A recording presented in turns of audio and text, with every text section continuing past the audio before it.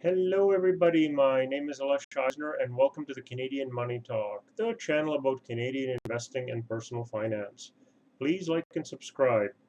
I record 2 videos per week, so make sure you ring the notification bell to get notified each time one comes out.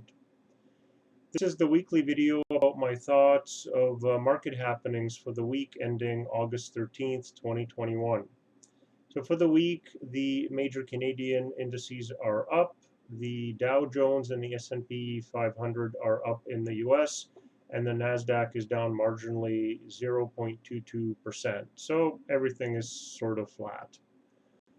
Oil is down for the week, but less than 1%.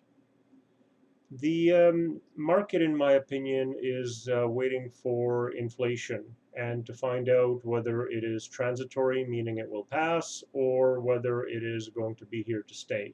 So it's sort of holding its collective breath and waiting to see what happens.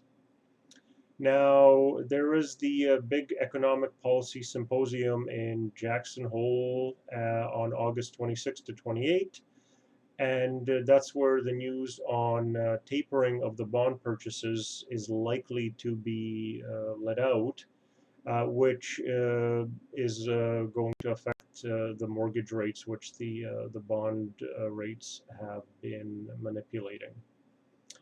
Some experts think that the U.S. central bank won't raise interest rates until 2023. Letting the economy run a little bit hot rather than killing the growth early. Personally, I think that depending on the data, you could get the US raising interest rates in mid 2022, or perhaps a little bit earlier.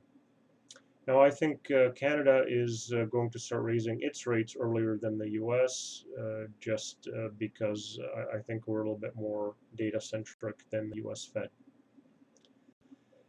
Now, we have been seeing inflation in fuel and, interestingly enough, in used and new cars. Now, some of this is because of the processor shortage for building new cars, and therefore, as new cars are up in price and perhaps there's no deals to be had from the dealers, people turn to used cars and end up bidding the price up there. The market is at all-time highs as well, so something to keep an eye on. Some experts think that it may be a little bit frothy, but it keeps making new highs, so it's tough to say if there's going to be a correction or whether it's just going to keep grinding up. Now, the Delta variant is maintaining its grip, unfortunately, and the number of cases in US and Canada are increasing, but there's a much lower death rate than there used to be in the past. So I still believe that the economy is not going to shut down like it did a year ago, and that we're going to soldier through it, and hopefully people are going to get vaccinated. The consumer sentiment is also on the low side. People may be feeling worse off financially in the US, and this could be because of the inflation expectations.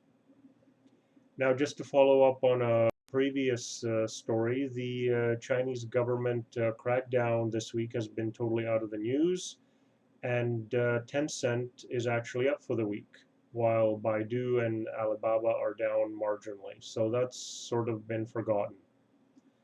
So those are the things I've been keeping an eye on for the week. So if you have any requests on what you would like me to cover in future videos, please put that into the comment section. Please like, subscribe, ring the notification bell, and may you have a profitable day.